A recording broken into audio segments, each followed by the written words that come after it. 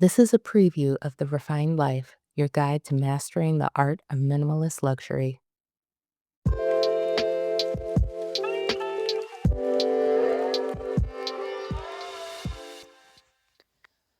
I think we're all asking ourselves, what should I be doing right now? I have a job, I have bills to pay, rent is due, my kids have schoolwork and soccer practice, or I have this thing that I'm committed to. Life goes on, yet there are things unfolding around me that I cannot unsee and I cannot ignore.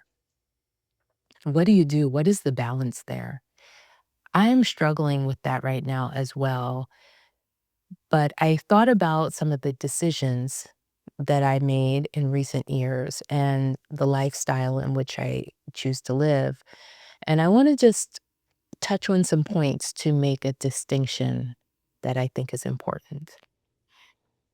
I talk about minimalism and the margin it creates, not just for the sake of oneself. Meaning, of course, we all want to have a certain amount of peace and calm and mental clarity. We want to have the resources to wield as we would like. We want to make our own decisions. We want to have control over our lives. And minimalism is a way in which you can do that. It actually allows a lot of freedom, a lot of opportunity, and I talk about it a lot. But I do not want to be in the camp of I am creating this margin exclusively for me and mine. I believe that if you create a lifestyle, whether it's based on minimalism or some other philosophy, I believe that is so that you can help others, is the short of it. We can't seek peace just for our own sake. We can't seek these things just for ourselves so that we could be protected inside a little bubble while the world falls apart around us or while people suffer around us. That is not my point. That is not my point. So we really have to think about what the end goal is. When we pursue any way of thinking, any new mindset, any new habit, we want to be healthier, we want to be more wealthy, we want to be all of these things. What is that end goal? And if it's not to have the emotional, mental, spiritual capacity in times like these, then I think we need to rethink what our goals are. Years ago, I did research on values as different cultures prioritize and interpret them. And that's when I discovered the United States is the most individualistic country in the world. And I thought it was very interesting, but it made sense.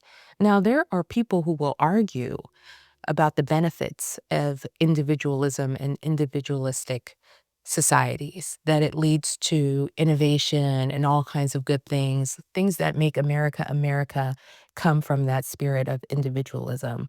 And I get that. But different times call for different ways of being. It calls for different kinds of priorities.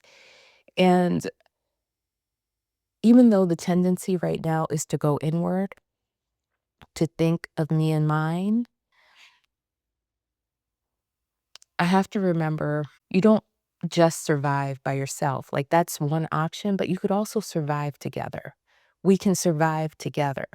We can have a different mindset as we think about where we are right now in the United States. And make no mistake what I'm talking about. I'm not trying to be coy. I am specifically talking about the actions of the Trump administration over this first full week in January 2026. I was not trying to be cute there, and I will just flat out say it. I am talking about the fate of the United States, the fate of my own child, the fate of my loved ones, the legacy that we're all going to collectively leave behind. Were we too busy worried about soccer practice when times called for us to think more like a community of people? Because that's what we are. Like, let's survive together.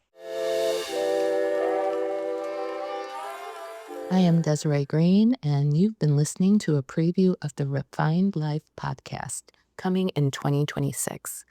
Let's keep the conversation going. You can leave a comment here or follow me on my socials at Hello Sukio.